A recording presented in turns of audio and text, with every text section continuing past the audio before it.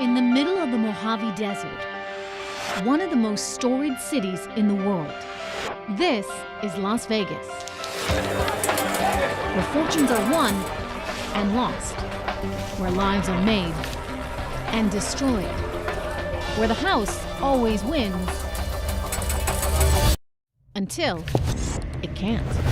A lot of pain out here in Las Vegas, a lot of stress, a lot of fear. Wham! The bottom of the barrel. One gambler preyed on the casinos at their weakest moment and walked away with more than $15 million in a single winning streak. People say you do play perfectly, Don. If you have an edge, if you play long enough over a large enough sample size of hands, you're going to win. Eventually, he swings the math in his favor. Did he cheat? Is it luck? Or simply skill? I'm Trish Regan. Join me for the story of how one blackjack player found a whole new way to beat the odds.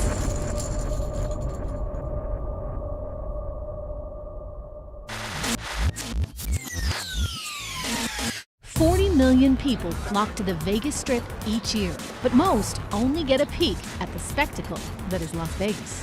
To see it all, you need to be a high roller, willing to spend $100,000 a hand. Someone like Don Johnson.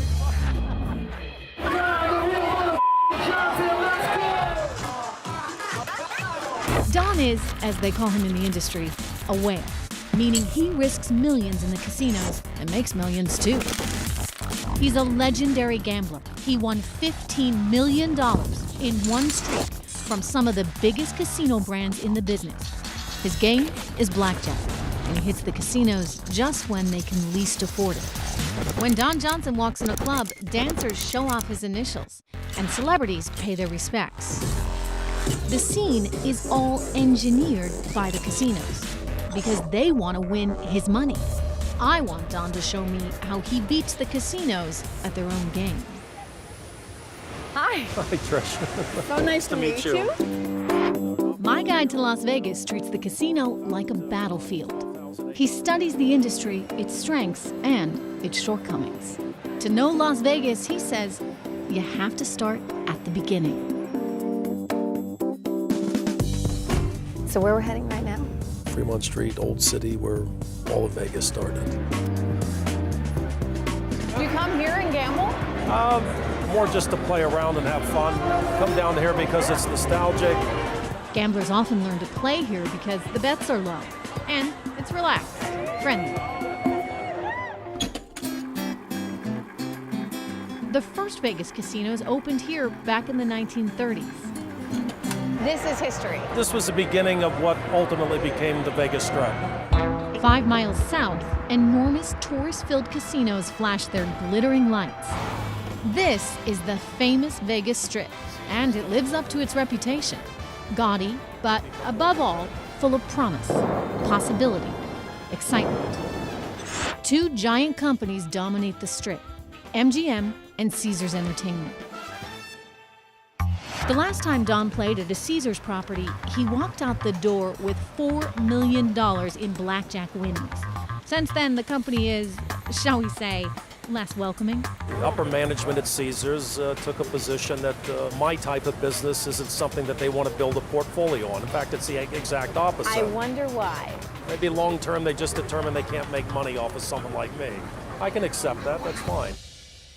He says he's been barred from Caesars for life. Is that because he's too good? We can't, nor would we, bar you from coming to the casino. What we won't do is solicit him with expensive inducements to come to the casino. While Gary Loveman, the CEO of Caesars, may not offer Don perks anymore, nearly all the other big companies spend hundreds of thousands of dollars on Don just to get him in the door. So if they want you to spend, and they know that you can spend big, they'll make it really easy for you to be here. The catering to high-end players starts before they even think about coming here. They'll bring a player from the East Coast to Las Vegas. The MGM property has the mansion, which is 29 villas under a climate-controlled dome. And you get to stay for free? Well, nothing's free. It's all factored into the game. I'll give you a little secret inside baseball on casinos. Jim Murren is the CEO of MGM. He owns 10 Vegas casinos, and Don is getting perks at every one of them. Let's say you're going to spend about $1,000. Theoretically, we're going to win $200 from you, about 20% of the money you circulate. So the house engineers a statistical advantage. On average, you'll lose that 20% of the money you play. So, are there certain games where you have a better edge over the player than others? The best chance of beating the casino is with baccarat, and that's followed by perfect strategy of blackjack, playing straight up craps, and then every game in between has its different set of holds. If you play the big 6 wheel, that wheel that we always stick right in the front of the casino, you don't have much of a chance. My guys are going to hate me for saying this because we do really well on that. If the house wins so predictably, how do casinos keep gamblers coming back? The answer? Perks. We're going to win, theoretically, $200. I can comp you to induce you to come out here. I'll give you about $80 worth of stuff. And the more money spent, the more money casinos make. Now move the math up to a whale.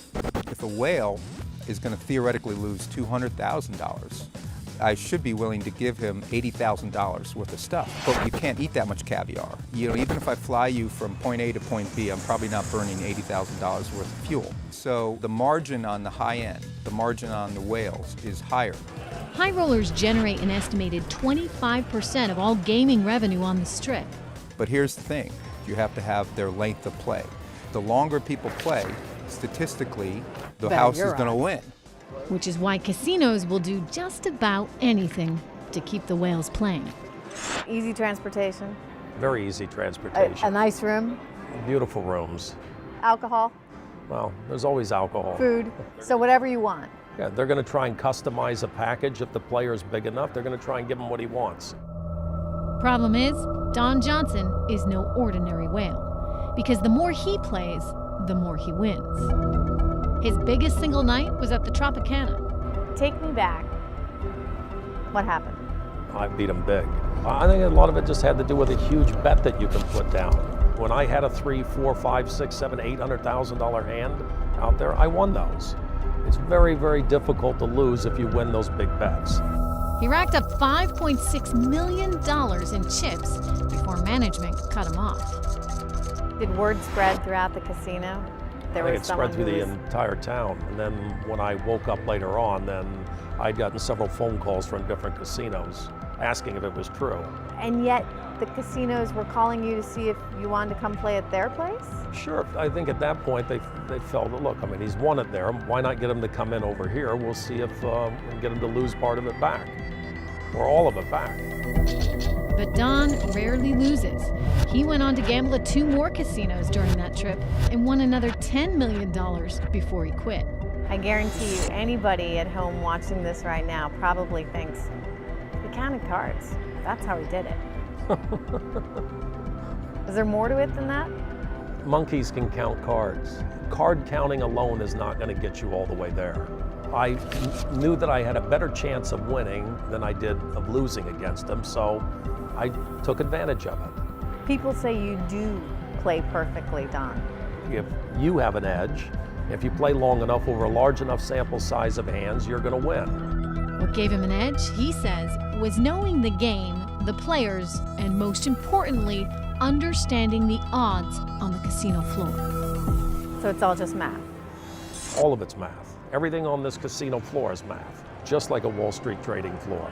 You're trying to find inefficiencies in the way they offer their games. And when you find an inefficiency, yes, you're going to take advantage of it. Don found an inefficiency in the casino's perk system. Sometimes they give away too much. There's a natural collision of interest between the marketing side of a casino and the operation side of a casino. The marketing side of the casino wants to buy the business. They want to give away as much as possible to try and get players in. If he could resist all the superficial enticements the casinos dangled in front of him, Don realized he could negotiate something far more valuable. It will test you. It'll test you a lot, and it's hard. How Don Johnson turned the perk system to his advantage when we come back.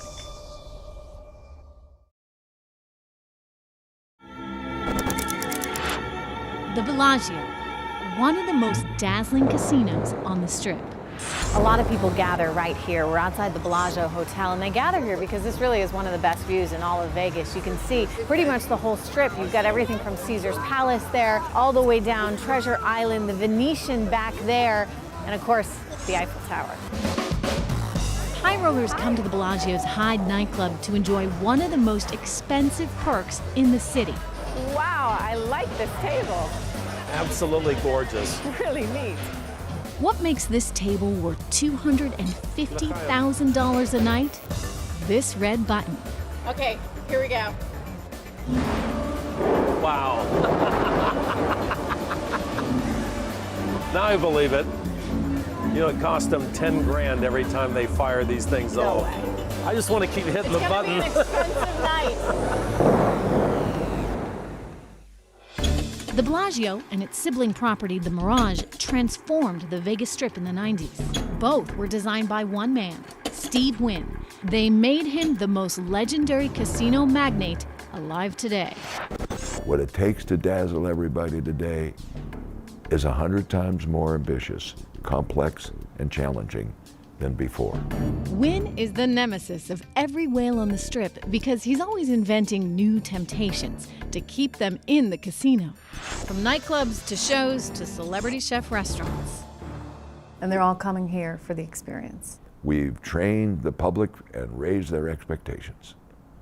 A good thing. A good thing for Steve Wynn because when Don Johnson's on a winning streak, he heads to Wynn's new clubs to celebrate. What is it about his properties that are different than everything else here? Steven's a perfectionist. It's as though spare no expense. If you build it, people will come. The Wynn And do they? And they do. They do. Thousands of them show up in these clubs. Wynn was an unlikely candidate for the most influential casino developer in history. How does an English major from the University of Pennsylvania wind up becoming a casino mogul? The question even more appropriately is, how does a boy of opportunity take up a life of crime?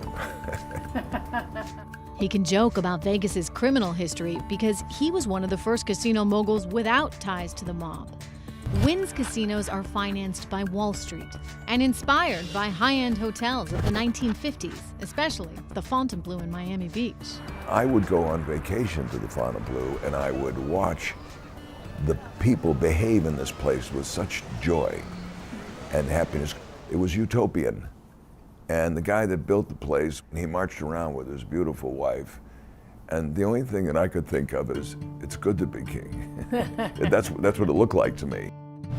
He eventually would become king of Las Vegas, but he started out small, working in his father's bingo halls. In the early 1970s, he took over the Golden Nugget Casino in Old Downtown. But it wasn't until he opened Mirage in 1989 that Wynn got to show off his talent for spectacle. Outside, a volcano explodes every night. I think every developer demonstrates what he thinks of the public by the product he creates. If you believe that people have discretion, that they know the difference and will respond to it, then you'll dish it up to them, even if it costs more, with the confidence that it'll pay off. He says that kind of fun is the key to winning in Las Vegas. Keep them entertained, and gamblers will lose, every single one of them. My father was a problem gambler. He knew he wasn't going to win. He just liked the game more than the money. We'll go and grab the biggest players in the building. I'll ask them off the record to tell you why they're risking $50,000 a roll on dice. Why are you doing it? Do you have some purpose in mind? Yes, to amuse myself. I like the game. Have you ever worried that you've had a problem with gambling? You know, you worry at times. Yeah? You know, you want to make sure that is your mind sound, and it will test you. It'll test you a lot, and it's hard. How do you know when to stop? I mean, if you're up $1 million, you're up $2 million, what keeps you going to 5.8 million? They ran out of chips. Don says he wins because as much as he may like the clubs, he doesn't let the Vegas lifestyle distract him. Instead, he stays focused, studying casinos, looking for signs of weakness. A couple of years ago, he noticed something that would give him the ultimate edge. I don't see as many big players as what I saw just 5 years ago. I don't see the big action, not in Vegas. Is that just a result of the economy? I think a lot of it is a result of the economy, and I think a lot of the Asian players are playing overseas now. So all the more reason for casinos to try and woo someone like you to get you in the door. Yeah, man. The recession left casinos vulnerable to an attack by a killer whale like him. Are you exploiting weaknesses where you find them? We're not doing anything different than what a very smart hedge fund operator would do on Wall Street. He sees an inefficiency in a market and he starts buying stock. How the struggling casino industry provided Don Johnson with the biggest opportunity of his career when we come back. $4.25 million in the span of what, less than 24 hours? Probably around maybe 12 hours.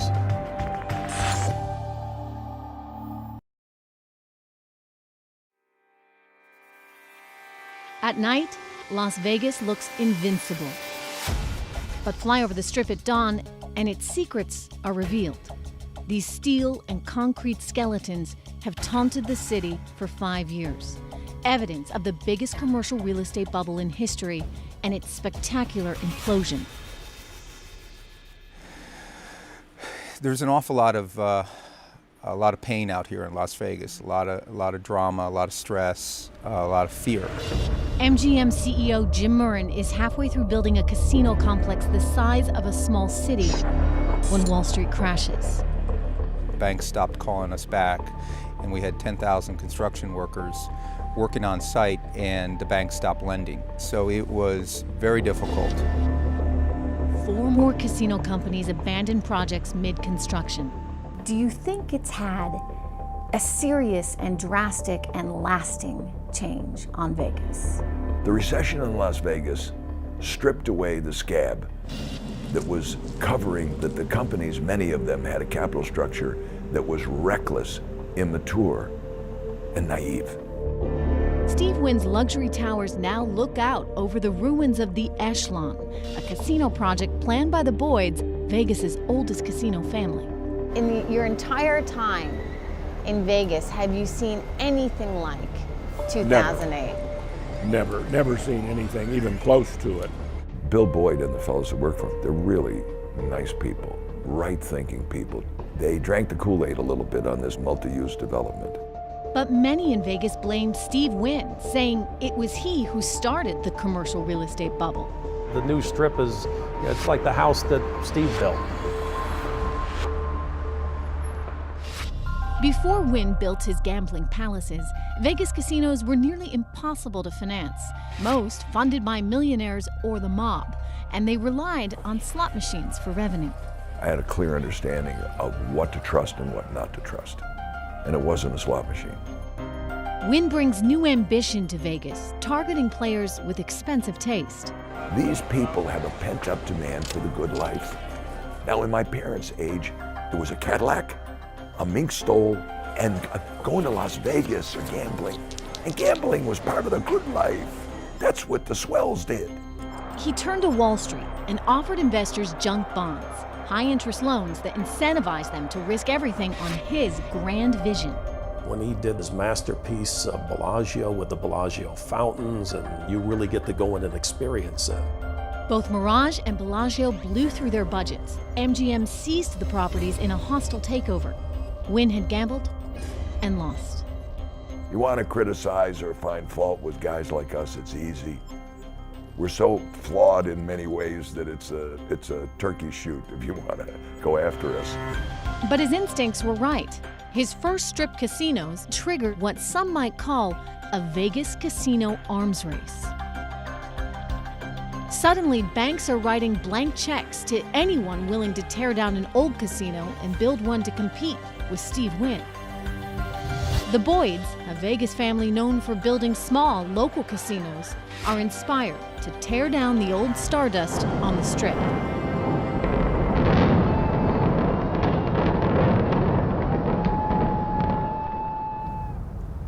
So this was all blown up in 2008 to make way for one of the biggest casinos the Strip had ever seen. The Echelon would cover 88 acres, and cost a staggering $4.8 billion, 4 times the cost of Mirage, 3 times Bellagio, and almost twice what Wynn paid for Encore and Wynn. I don't know that Echelon was the right idea for them. What would have been wrong with a brand new Stardust? It was a great name. Something simple like that. How about a 2,500 room Stardust? Would have knocked everybody out. No, they had to build 5 hotels. Do you think in your heart of hearts there's an element of being a gambler yourself in business? I think definitely there is. When we imploded the Stardust and started building Echelon, we couldn't foresee the recession coming. And when we shut it down in August of 2008, we thought, well, we'll be down for 6 months to a year at the most, and then we'll restart.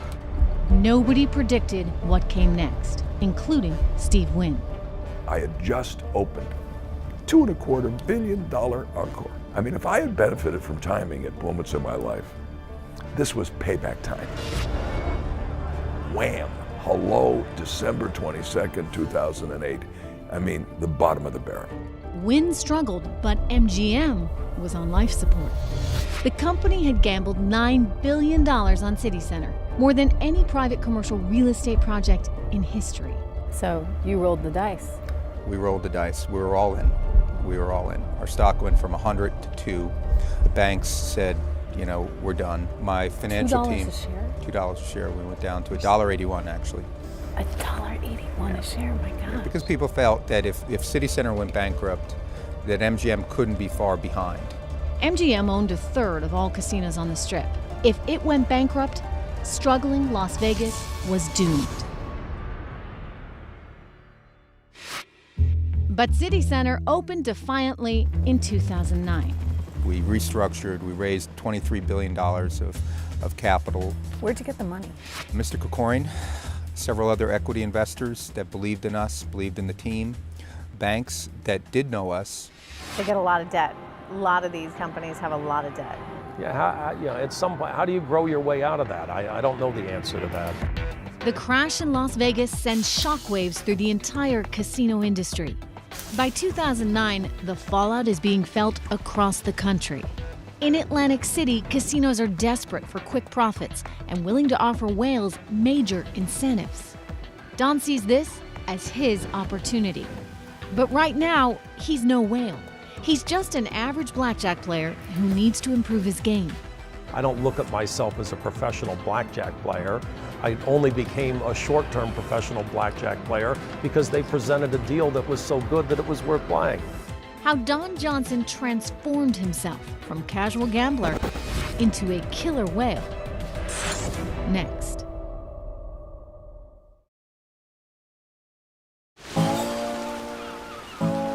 Less than 2 hours from the Atlantic City boardwalk, over the Pennsylvania border, sits the small town of Bensalem, home to the Parks Casino and home to legendary blackjack player Don Johnson.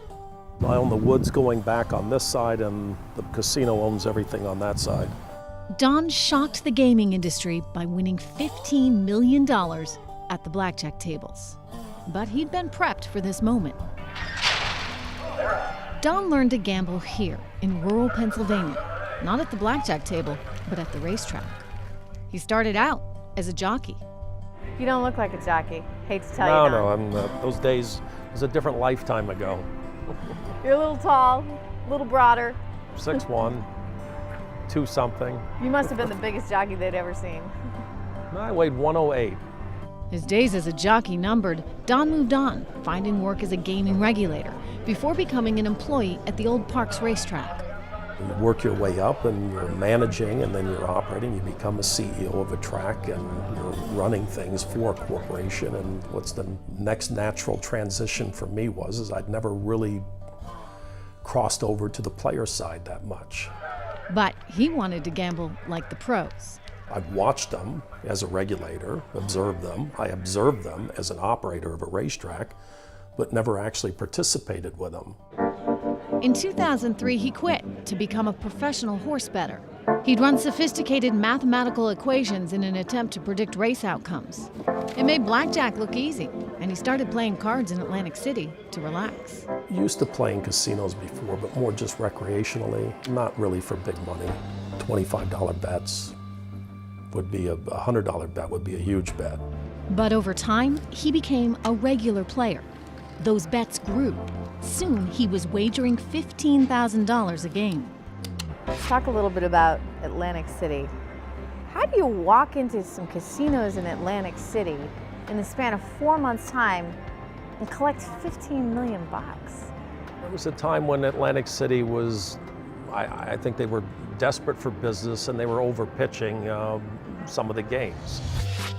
Atlantic City casinos, owned by MGM, the Boyds, and Caesars, began calling Don, offering $50,000 in free bets just to get him in the door.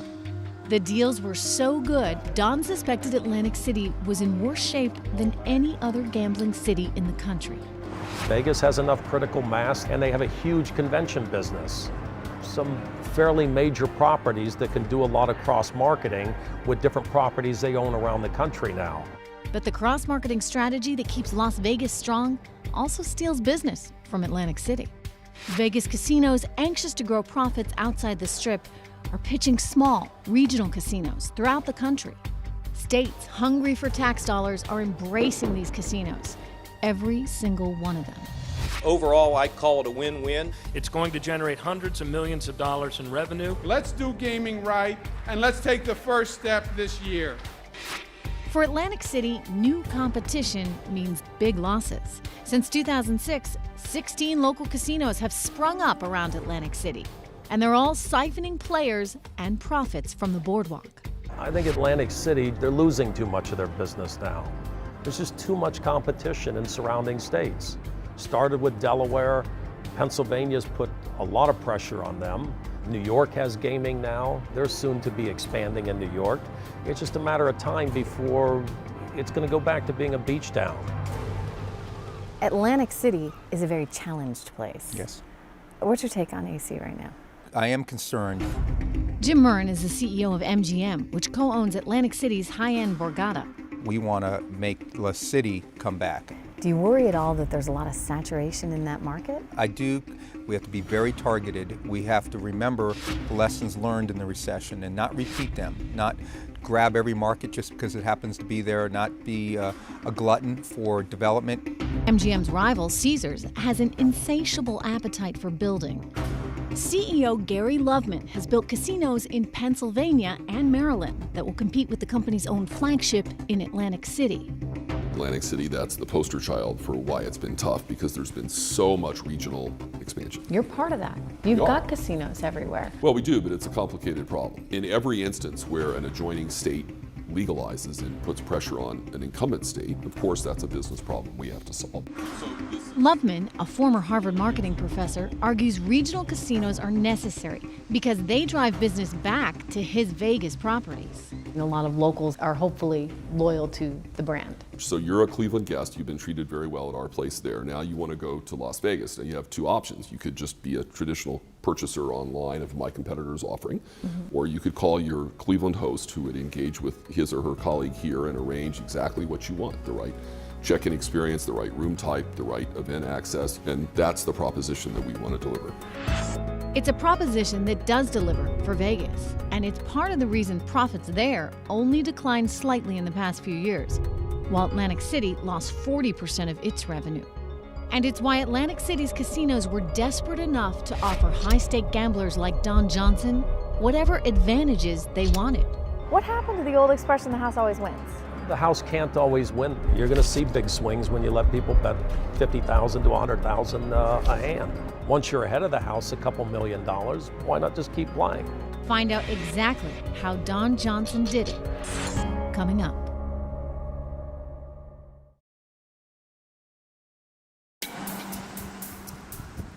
Atlantic City, winter 2010.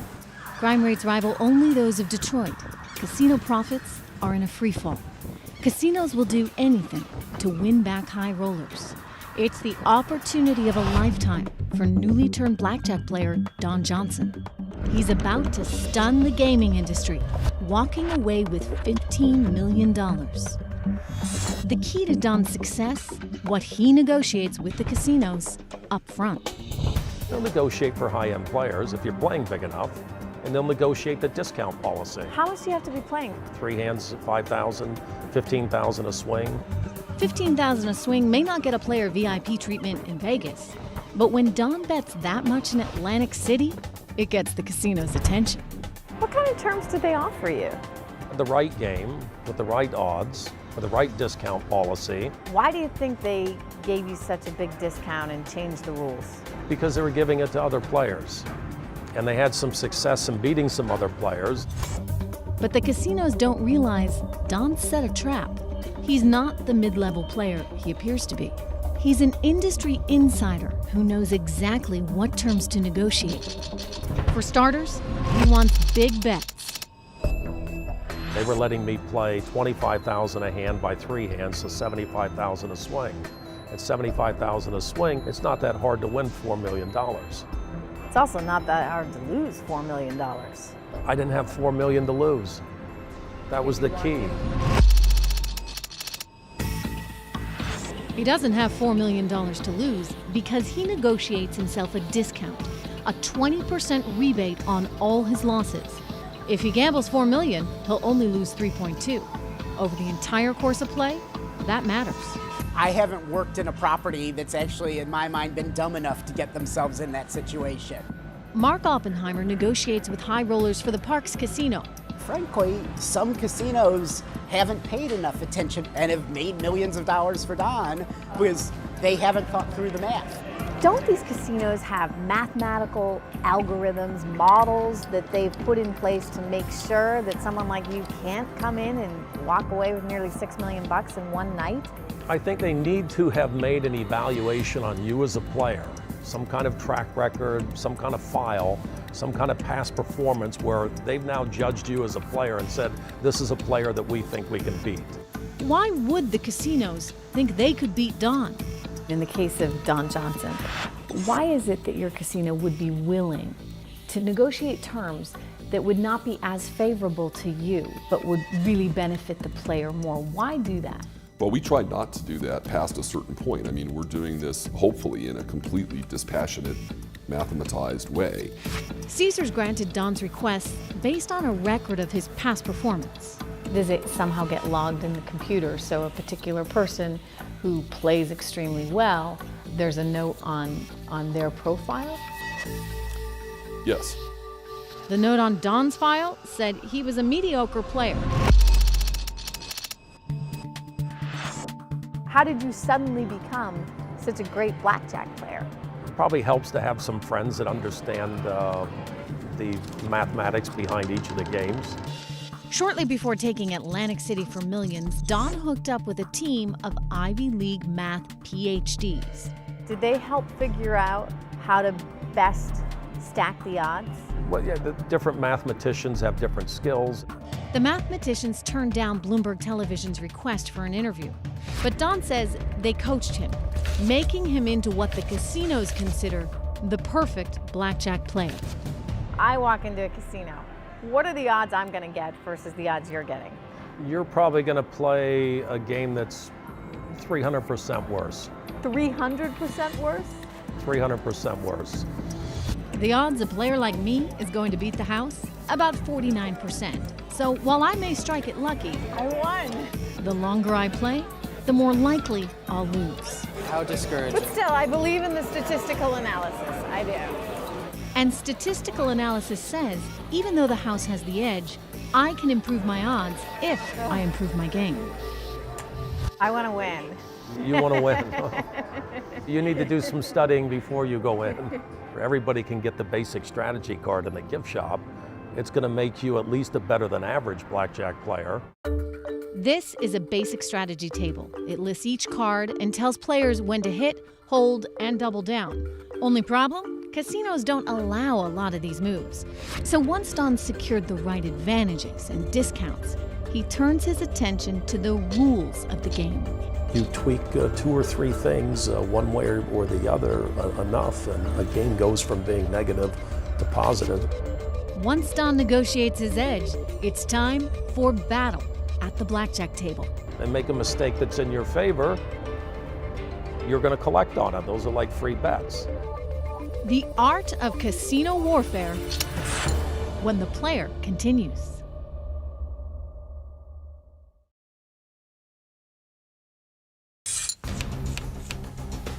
Every casino gambler in Atlantic City knows when you play at the blackjack table, the odds aren't in your favor.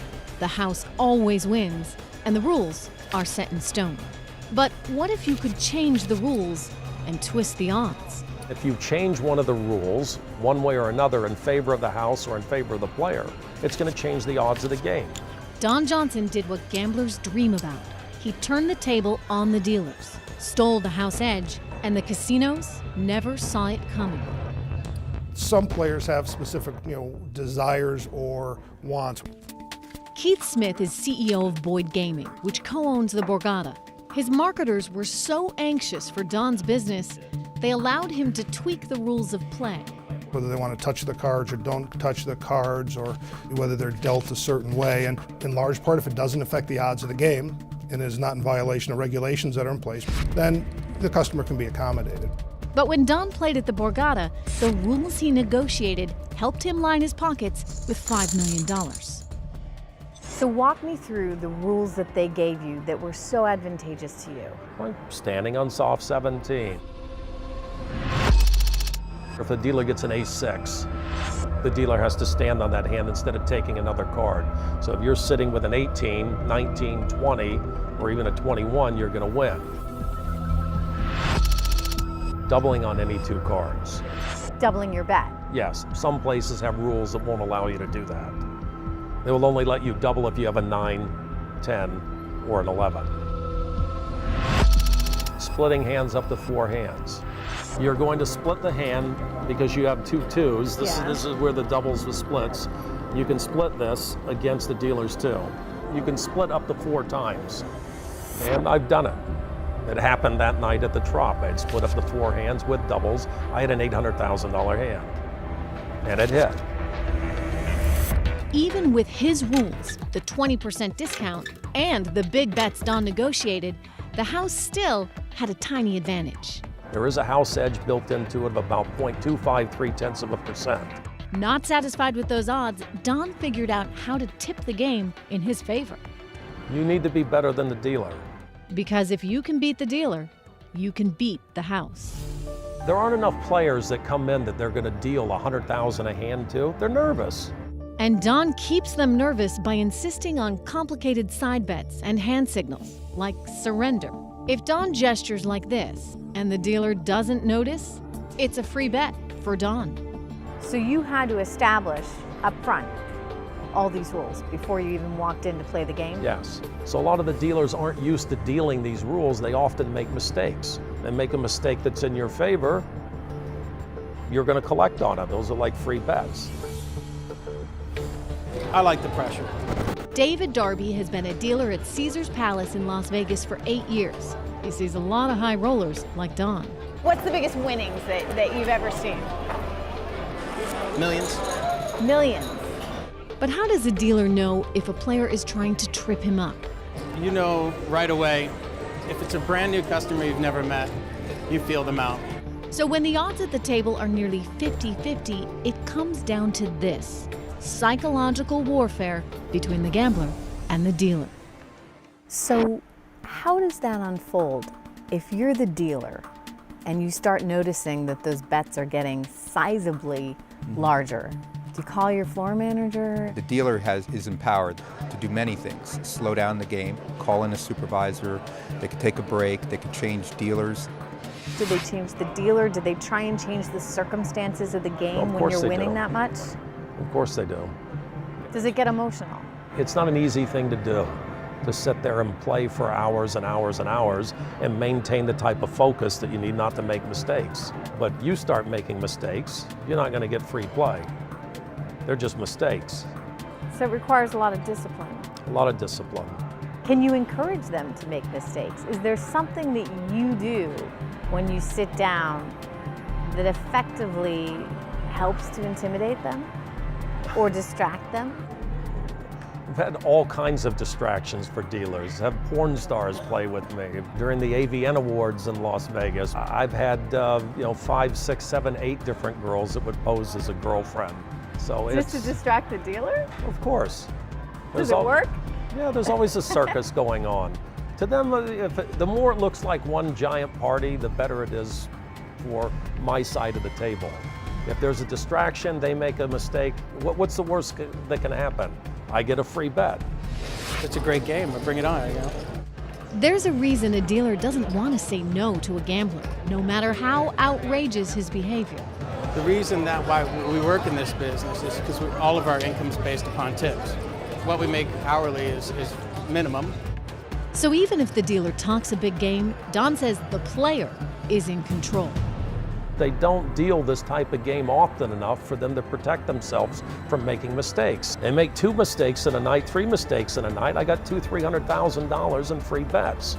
You make too many of those mistakes in a night, you can't beat me.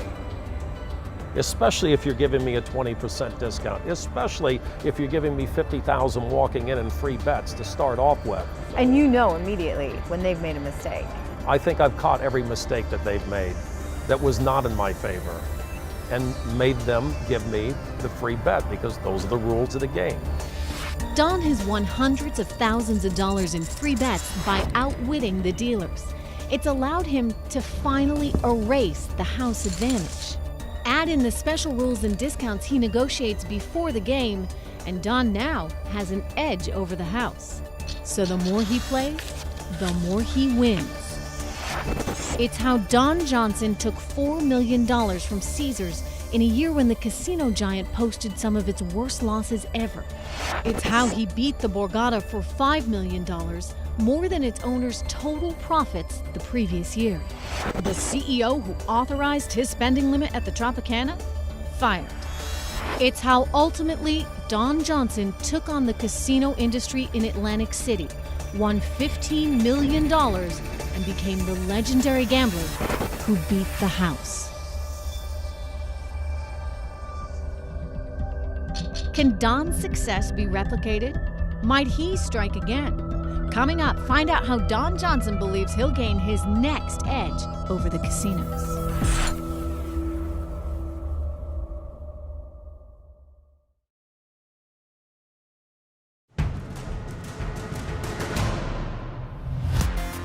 He's a celebrity in Vegas, a favorite at the clubs, and a household name at the casinos.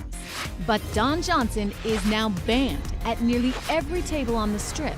His $15 million win in Atlantic City may have catapulted him to superstar status in Vegas. But now the casinos want his advice more than his business. So he's hit the speaking circuit. You need to know your player. You need to determine whether or not his skill level has changed. You need to know the people that are at the table with the player. Despite all the advice he offers up, Don says many casinos are still vulnerable. I heard you actually won another $2 million at the Tropicana. Yeah, I went. Did the Trop just not learn their lesson? Well, it isn't that they were still letting people bet big. If some casinos are still allowing big bets, it's because gaming profits haven't rebounded since the recession. What do you think some of the biggest lessons for you were in 2008? This used to be a place where gamblers would go on vacation. Now it's a place where vacationers may or may not gamble. While the casino companies turned Vegas into a playground of excess to lure in whales like Don, today it's this non-stop party that's bringing back profits lost on the casino floor. Last year, these clubs did $160 million. During 8 and 9, it was the only part of my business in Las Vegas that was growing. But casinos can't survive on bottle service alone. To boost gambling revenue, Wynn and his rivals, MGM and Las Vegas Sands, tapped into the lucrative Chinese market, where gambling is part of the culture. 70% of your revenue comes from Macau right now. The only thing I could say, it's good to be in the right place at the right time. And it's a two-way street. One Asian casino is betting big on Vegas. Genting purchased the Boyd's neglected Echelon site and, hoping to lure its Macau-based patrons to the U.S., is planning the first Asian casino on the Strip. Las Vegas still represents the greatest vacation package available to world travelers. So I see Las Vegas surviving. Don Johnson isn't so sure. Do you see anything on the horizon for Vegas? I mean, what's Vegas's future right now? I think it's going to be a long time before Vegas comes back to its peak days. I don't think it's happening anytime soon. He's still studying Vegas, trying to exploit its inefficiencies from his home in Pennsylvania. He's building a software program using data to map out the gaming industry's weak points and reveal where a player like him should strike next. For my life, I find it intriguing. It's fun. I love it. I enjoy it, and I'm going to continue doing it. In another life, do you think you could have worked on Wall Street? I'm not done yet. Maybe I'll do it in this life.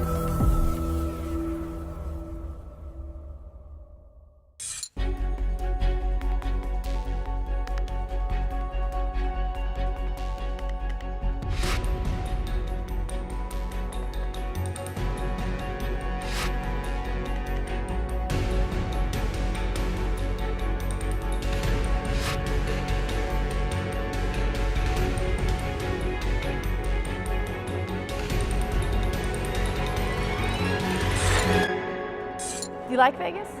I like Vegas. What do you like about it? You can love and hate Vegas at the same time.